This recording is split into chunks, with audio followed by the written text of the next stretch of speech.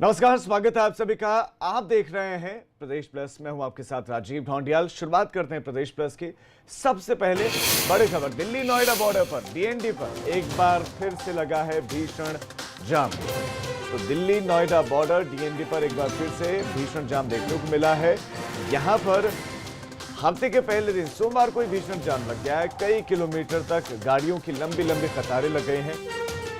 हालांकि नोएडा पुलिस रोज की तरह आज भी पास चेक कर रही है और जिन कार सवारों के पास एंट्री पास था, सिर्फ उन्हें ही नोएडा आने की इजाजत मिल रही है। आप इन तस्वीरों को देख लीजिए और आप अंदाजा लगा सकते हैं कि रोजाना कुछ इसी तरह की मुश्किलों से दो चार होना पड़ता है इन लोगों को, इन कार सवारों को, इन मोटरसाइकिल सवारों को जो दिल्ली से नोएडा में आना चाहते हैं। डीएनडी पर इतना लंबा इरा जाम रोजाना की स्थिति बन गया है। दिल्ली एनसीआर में सुप्रीम कोर्ट और इसके अलावा केंद्र सरकार ने कहा है कि ट्रैवलिंग के लिए एक पास की नीति होनी चाहिए, लेकिन उसका अभी तक अनुपालन न होने की वजह से देखा जा रहा है कि डीएनडी में आए दिन जाम लगते हैं। इस वक्त मैं डीएनडी में मौजूद हूँ और आप देख सकते हैं कितना लंबा जाम लगा हुआ है।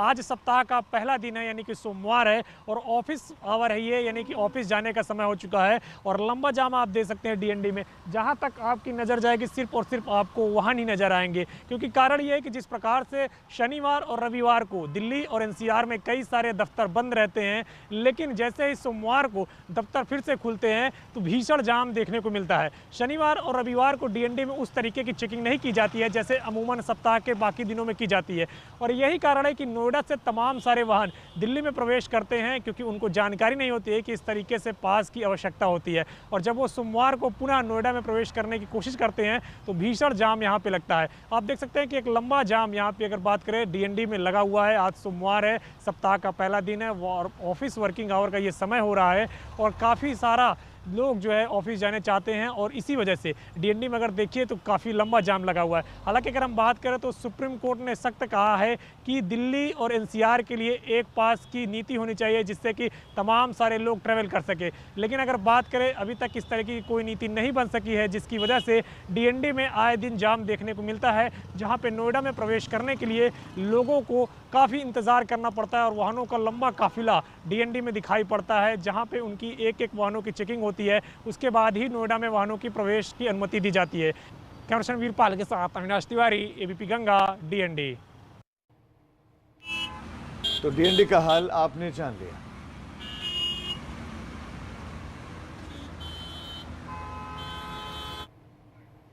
इधर चीन मामले पर पूर्व पीएम मनमोहन सिंह का बयान आया है और पूर्व पीएम मनमोहन सिंह ने यह बयान दिया, कहा है कि प्रधानमंत्री मोदी को सावधानी से बयान देना चाहिए।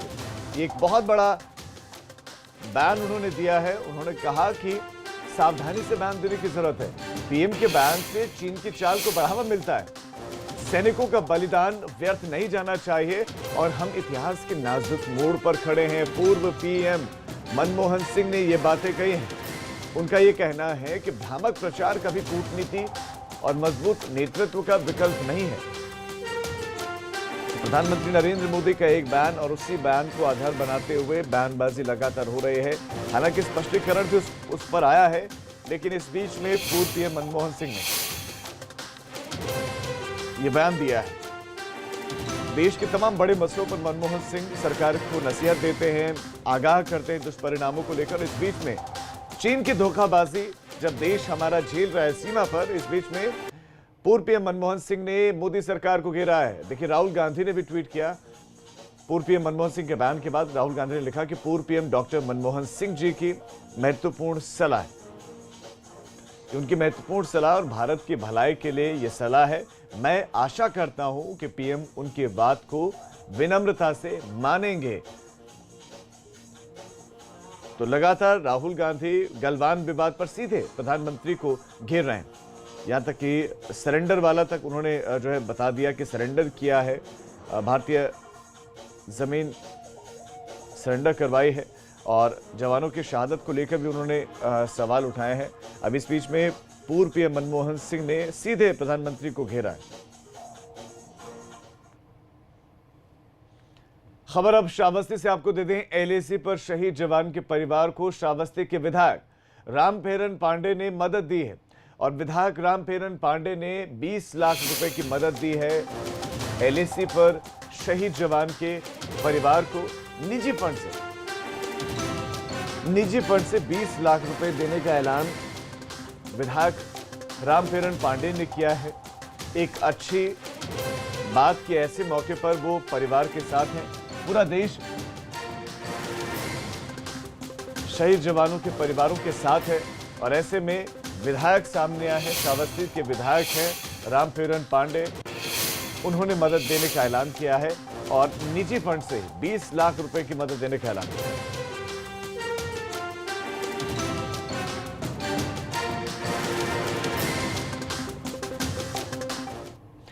लखनऊ से कमलेश तिवारी हत्याकांड से जुड़ी हुई एक बड़ी खबर मिल रही है और बड़ी खबर यह है कि हत्याकांड के आरोपियों पर एनएसए लगाया गया है। यह खबर बड़ी है। डीएम लखनऊ अभिषेक प्रकाश दोनों आरोपियों पर उन्होंने रासुका लगाए हैं। राष्ट्रीय सुरक्षा कानून के तहत इन पर आगे की कार्रवाई होगी। अब आरोपी यूसुफ खान और सैयद आसिम अली के खिलाफ एनएसए लगाया गया और फिलहाल लखनऊ जेल में है। दोनों के दोनों तो हिंदूवादी नेता। कमलेश तिवारी की हत्या कर दी गई थी। मिठाई के डब्बे में बंद हथियार लेकर आए थे, कमलेश तिवारी की हत्या की थी। और संतोष शर्मा हमारे संवाददाता इस खबर पर और ज्यादा अपडेट्स के साथ जुड़ गए हैं। संतोष, दर्शकों को अपडेट दीजिए। देखिए, कमलेश तिवारी हत्याकांड के जो दोनों मुख्य आरोपी थे, जिन दो लोगों ने कमलेश तिवारी से मिलने आए गुजरात से और उसके बाद उनकी नृशंस तरीके से पहले गोली मारी, फिर चाकू से गोद करके हत्या कर दी, उनके ऊपर रासुका लगा दी गई है, यानी कि एनएसए के तहत उनके ऊपर कार्रवाई कर दी गई है। ये दोनों ही आरोपी फिलहाल लखनऊ जेल में बंद हैं और इतना ही नहीं, इस पूरे हत्याकांड में करीब 8 आरोपी अभी लखनऊ जेल में बंद है और धरपकड़ लगातार जारी है। करीब 15 दिन पहले लखनऊ पुलिस ने उन 2 आरोपियों को भी गिरफ्तार किया जिन्होंने यूसुफ खान और सैयद आसिम को नेपाल भागने में मदद की थी। यानी कि मुख्य आरोपियों के मददगार भी लखनऊ पुलिस की गिरफ्त में, उन पर धरपकड़ जारी है। वहीं दूसरी ओर विवेचना की दृष्टि से अगर कहा जाए तो इन दोनों जो मुख्य आरोपी थे उनके ऊपर रासुका लगा दी गई है। लखनऊ जेल में बंद दोनों हत्या आरोपियों पर, मुख्य आरोपी ये थे, इन्होंने ही जान ली थी कमलेश तिवारी की, उनके ऊपर एनएसए लगा दिया गया है। जी संतोष, आप हमारे साथ बने रहें। अगली बड़ी खबर पर भी हम आपका रुख करेंगे। तो ये बड़ी जानकारी है, रासुका के तहत इन पर अब कार्रवाई होगी। वहीं एक और बड़ी खबर यह है कि यूपी में बीजेपी की ताबड़तोड़ वर्चुअल रैलियां जारी हैं। वर्चुअल रैलियां चल रही हैं। आज भी कई वर्चुअल रैलियां आयोजित की गई हैं जिसमें सीएम योगी आदित्यनाथ समेत कई दिग्गज नेता और केंद्रीय मंत्री रैलियों को संबोधित करेंगे। सबसे पहले अब से कुछ देर के बाद मानव संसाधन मंत्री तो केंद्रीय मानव संसाधन विकास मंत्री रमेश पोखरियाल निशंक इंजीनियरिंग शिक्षा से जुड़े हुए लोगों से वर्चुअल संवाद करेंगे। दोपहर 12 बजे मंत्री अनिल राजभर दिव्यांगजनों और निराश्रितों से बातचीत करेंगे और जबकि प्रदेश के पूर्व बीजेपी अध्यक्ष लक्ष्मीकांत वाजपेयी भी वर्चुअल संवाद के माध्यम से लोगों से जुड़ेंगे। इसके अलावा शाम 4:30 बजे खुद सीएम योगी वर्चुअल संवाद के माध्यम से प्रदेश की जनता को संबोधित करेंगे और इस रैली के लिए बीजेपी ने तैयारियां भी जोर शोर से की हैं। पार्टी ने 10 लाख से ज्यादा लोगों को मोबाइल पर लिंक भेजकर वर्चुअल रैली से जुड़ने का निमंत्रण भेजा है। इसके अलावा फेसबुक, यूट्यूब और ट्विटर के जरिए भी लोगों को जोड़ने का लक्ष्य रखा गया है। संतोष हमारे संवाददाता हमारे साथ, माफ कीजिएगा शैलेश हमारे संवाददाता इस खबर पर हमारे साथ जुड़ गए हैं। शैलेश, मुख्यमंत्री भी लगातार जो जनसंपर्क के कार्यक्रम कर रहे हैं, डिजिटल माध्यम से जुड़ रहे हैं, तो बीजेपी का यह अभियान पूरे देश भर में ही चल रहा है। उत्तर प्रदेश में आज किस तरह की तैयारियां, कहां से कौन जुड़ने वाला है? राजीव, देखिए, जो वर्चुअल रैलियां हैं इसका जो उद्देश्य की पहले बात कर लें, क्योंकि मोदी सरकार का जो दूसरा कार्यकाल है उसका 1 साल पूरा हुआ है, तो इसको लेकर इन वर्चुअल रैली के माध्यम से लोगों तक उन उपलब्धियों को पहुंचाया जाएगा, गिनाया जाएगा जो मोदी सरकार के दूसरे कार्यकाल के इस पहले साल में रही हैं। इसके अलावा हाल ही में केंद्र की तरफ से एक भारी भरकम आर्थिक पैकेज दिया गया था आत्मनिर्भर भारत के नाम पर, तो उसको लेकर भी जगह जगह लोगों से संवाद किया जाएगा। अगर आज की बात करें तो इसमें केंद्रीय मानव संसाधन विकास मंत्री रमेश पोखरियाल निशंक जो हैं वो जब जुड़ेंगे वर्चुअल रैली से, तो वो इंजीनियरिंग के जो क्षेत्र के लोग हैं उनसे संवाद करेंगे और उस क्षेत्र के लिए चर्चा करेंगे। जो पैकेज है उसमें किस तरह की व्यवस्था, इस पर भी बात करेंगे। इस क्षेत्र के लिए मोदी सरकार ने क्या किया, इस पर चर्चा की जाएगी और बताया जा रहा है कि इसमें उत्तर प्रदेश के जो मंत्री हैं वो भी साथ में उनके जुड़ेंगे। इसके अलावा अगर बात की जाए तो केंद्रीय मंत्री नितिन गडकरी जो हैं वो जब वर्चुअल रैली करेंगे तो लोगों से इंफ्रास्ट्रक्चर को लेकर बात करेंगे। इसी तरह से बात करें अगर मुख्यमंत्री योगी आदित्यनाथ की, तो वो शाम को 4:30 बजे जब जुड़ेंगे तो MSME के माध्यम से लोगों से बात करेंगे। देखिए जो पैकेज दिया गया उसमें वो MSME के लिए ही है, और MSME के साथ में लगातार सरकार चाहे केंद्र की हो चाहे राज्य की, वो लोगों को बता रही है कि कैसे रोजगार के अवसर उनको दिए जा रहे हैं, कैसे लाखों जो प्रवासी श्रमिक है उनको रोजगार से जोड़ा जा रहा है MSME के माध्यम से, किस तरह से MSME को बढ़ावा दिया जा रहा है कि एक बार फिर से सब कुछ पटरी पर आ सके। तो इन चीज़ों पर मुख्यमंत्री संवाद करेंगे और बताया जा रहा है कि उनके साथ में जो भाजपा प्रदेश अध्यक्ष हैं स्वतंत्र देव सिंह वो भी जुड़ेंगे इसमें। इसके अलावा जो भाजपा के पूर्व प्रदेश अध्यक्ष हैं लक्ष्मीकांत वाजपेयी वो पटरी दुकानदारों से इसी तरह से संवाद करेंगे। अनिल राजभर जो मंत्री हैं वो संवाद करेंगे दिव्यांगों से। तो अलग अलग यानी जो क्षेत्र हैं, हर क्षेत्र के लिए अलग मंत्री को, अलग पदाधिकारी को जिम्मेदारी दी गई है कि कैसे वो संवाद करेंगे और उसके बाद बताएंगे मोदी सरकार की उपलब्धियां, आत्मनिर्भर भारत के लिए जो पैकेज दिया गया है उसके बारे में। और हर रैली में कम से कम 10 लाख लोग, माफ कीजिएगा 10 लाख लोग जुड़े। इसी को ध्यान में रखते हुए लोगों के, पार्टी के लोगों के मोबाइल पर लिंक भेजे गए हैं, दूसरे लोगों के मोबाइल पर लिंक भेजे गए हैं कि यूट्यूब, ट्विटर, फेसबुक यानी सोशल मीडिया के जितने भी प्लेटफॉर्म है उन सभी पर लोग इन रैलियों से जुड़े। एक एक रैली में 10-10 लाख लोगों को जुटाने का लक्ष्य रखा गया है और लगातार ये रैलियां चलती रहेंगी। इसके बाद अलग अलग प्रांत के हिसाब से इन रैलियों का आयोजन होगा। उद्देश्य सिर्फ एक है, क्योंकि देखिए लॉकडाउन का समय चल रहा है। इससे पहले भाजपा ने एक अभियान चलाया था, परिवार संपर्क अभियान, जिसमें 2-2 कार्यकर्ता लोगों के घरों तक गए थे, और अब वर्चुअल वाला ये अभियान चला रहे हैं। तो कहीं ना कहीं कनेक्टिविटी बनाना, लेकिन ये सारी चीजें सिर्फ यहीं तक सीमित नहीं है। इसको राजनीतिक गलियारे में 2022 की तैयारी के रूप में भी देख जा रहा है कि कैसे लोगों तक, जन जन तक भाजपा जो है वो बिल्कुल शैलेश, यानी कि मकसद तो ये कि रखा जाए केंद्र सरकार के कामों को और साथ ही साथ एक तैयारियां भी 2022 की। आपका शैलेश इस तमाम जानकारी के लिए धन्यवाद। अब खबरों में आगे बढ़ रहे हैं और अब बात चोरों के उस एक बड़े गिरोह की जो लखनऊ पुलिस के हाथ लगी है। एक बड़ी कामयाबी, पुलिस ने चोरी की गाड़ियों का कारोबार करने वाले गिरोह का खुलासा किया। ये गिरोह इंश्योरेंस कंपनियों से साठगांठ करके एक्सीडेंटल गाड़ियों की आड़ में चोरी की गाड़ियों की खरीद फरोख्त का धंधा करता था। इस गिरोह के पास से पुलिस ने 50 गाड़ियां जब्त की हैं, जिनमें कई लग्जरी गाड़ियां भी शामिल हैं। और चोरी की गाड़ियां बेचने वाले इस गिरोह के तार यूपी से लेकर दिल्ली, हरियाणा और अरुणाचल प्रदेश तक फैले हुए हैं। लखनऊ पुलिस की अब तक की जांच में पता चला कि इस गिरोह में शामिल एक आरोपी ने खुद को भोजपुरी फिल्मों का अभिनेता बताया। तो एक शख्स इस धंधे की बदौलत विदेश में होटल खोलने वाला था। ऐसे में पुलिस को आशंका है कि गाड़ियों की चोरी के इस गिरोह से कई और लोग जुड़े हो सकते हैं।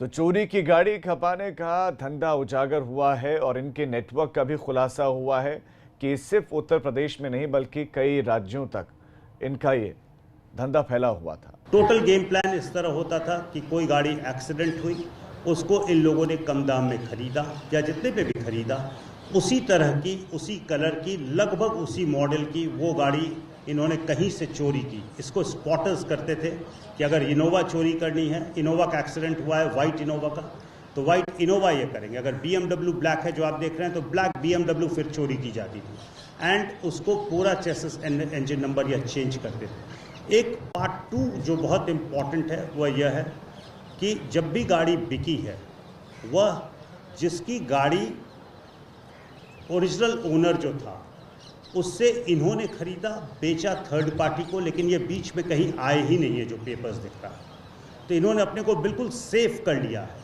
कि पार्टी ए ने पार्टी बी को बेचा, रजिस्ट्रेशन हो गया, किसी को शक भी नहीं हो सकता है।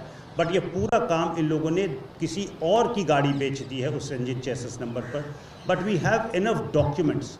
जब हम इस पर काम कर रहे थे तो वी हैव इंश्योर्ड कि हम इनके डॉक्यूमेंट्स बहुत सीज हो गए हैं, जिससे कि इनकी पूरी कार्यप्रणाली बहुत इत्मीनान से पता चलती है। आने वाले दिनों में इसमें भी रिकवरीज बहुत होनी चाहिए और टीम्स बहुत बढ़ाई जाएंगी। और इस खबर पर संतोष शर्मा हमारे संवाददाता हमारे साथ लखनऊ से जुड़ गए हैं। संतोष, एक बड़ी कामयाबी के तौर पर इसको देखा जाएगा वाकई, क्योंकि जिस तरह से ये चोरी की वारदातों का अंजाम दे रहे थे शायद पकड़ में ना पाते, लेकिन ये पकड़ में कैसे है, कैसे पता चला कि ये इस तरह का धंधा कर रहे हैं? और दूसरे राज्यों में इनके नेटवर्क का चूंकि खुलासा हुआ है, तो क्या दूसरे राज्यों में भी धरपकड़ शुरू हुई है इस नेटवर्क से जुड़े हुए लोगों की? देखिए राजीव, ये मामूली वाहन चोर नहीं है, ये हाईटेक वाहन चोर हैं और ये कि इन्होंने पूरे हिंदुस्तान में ना सिर्फ यूपी, राजस्थान, दिल्ली या अरुणाचल प्रदेश बल्कि समूचे हिंदुस्तान और नेपाल तक की पूरी इंडस्ट्री खड़ी कर रखी है। इसमें छोटे स्तर पर जो वाहन चोर हैं वो शामिल हैं, आरटीओ विभाग के अफसर शामिल हैं, निजी इंश्योरेंस कंपनियों के लोगों की मिलीभगत से इनकार नहीं किया जा सकता और ये खुद अपने आप में बड़े मास्टरमाइंड हैं और हर राज्य में, हर शहर में इनके लोग हैं। पूरी एक इंडस्ट्री खड़ी कर रखी है।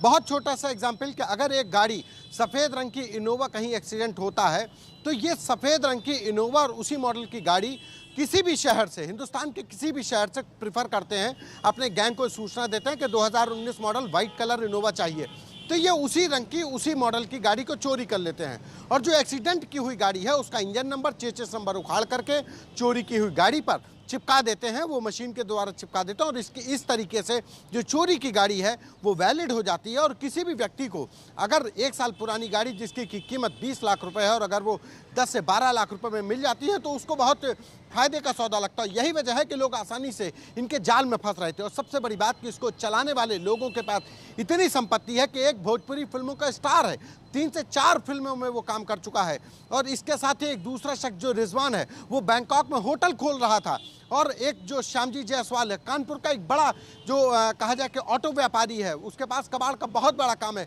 करोड़ों का लेन देन का काम होता है श्यामजी जायसवाल का, वो गिरफ्तार हुआ। और ये भी सिर्फ शुरुआत है। BMW, फॉर्च्यूनर, जितनी लग्जरी गाड़ियां राजीव आप सोच सकते हैं वो सारी लग्जरी गाड़ियां इनके पास थीं और ये उन लग्जरी गाड़ियों को ही निशाना बनाते थे।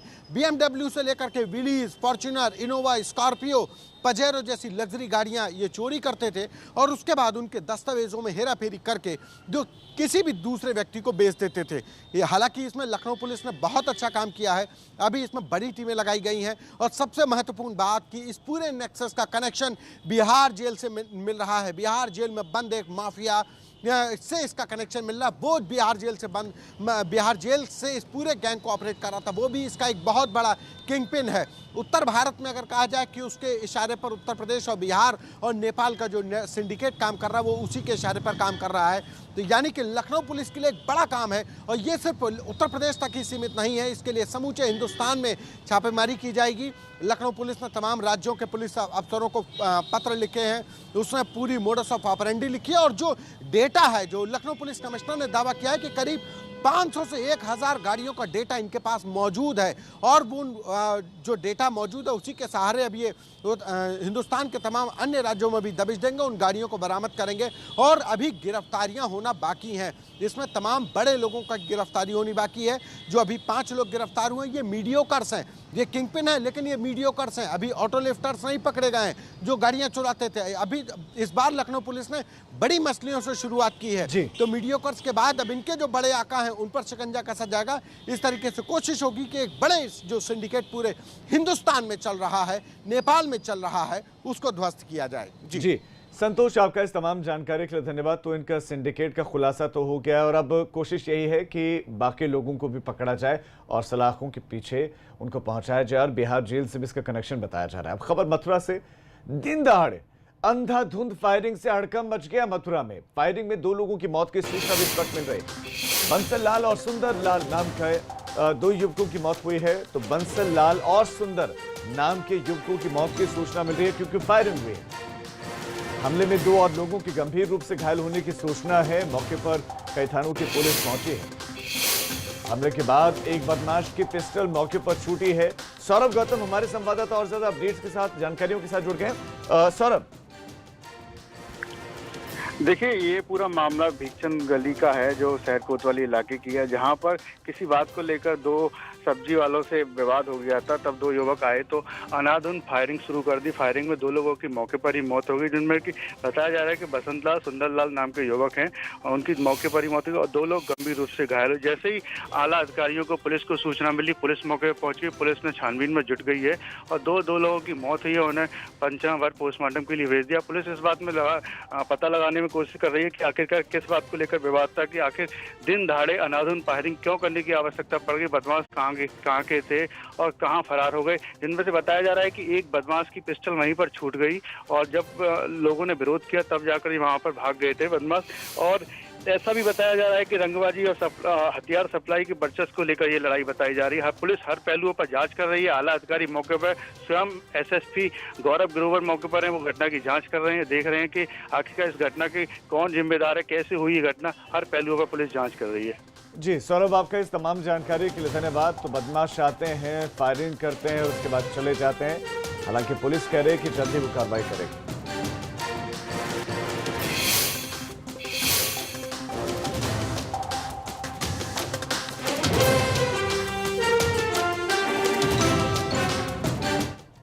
दिल्ली में आतंकी अलर्ट के मद्देनजर हर जगह सुरक्षा को कड़ी कर दिया गया। खुफिया विभाग ने दिल्ली पुलिस को जानकारी दी है कि कश्मीर से 4 से 5 आतंकी दिल्ली में प्रवेश कर बड़े आतंकी वारदात को अंजाम देना चाहते हैं, जिसके बाद दिल्ली एनसीआर में सुरक्षा कड़ी कर दी गई है और तमाम जगहों पर छापेमारी की जा रही है। साथ ही संदिग्धों से पूछताछ भी चल रही है।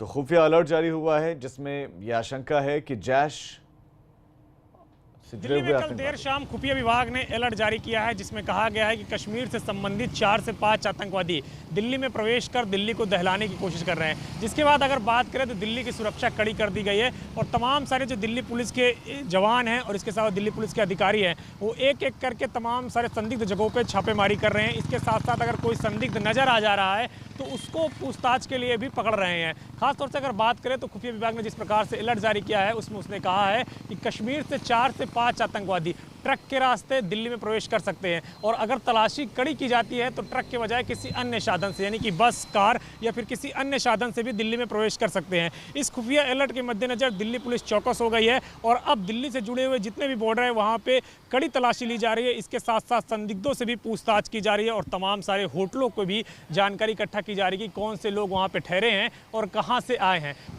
कृष्ण वीरपाल के साथ अविनाश तिवारी, एबीपी गंगा, नोएडा। अब एक छोटे से ब्रेक के लिए हम रुक रहे हैं, फौरन लौट रहे हैं। आप देखते रहिए प्रदेश प्लस।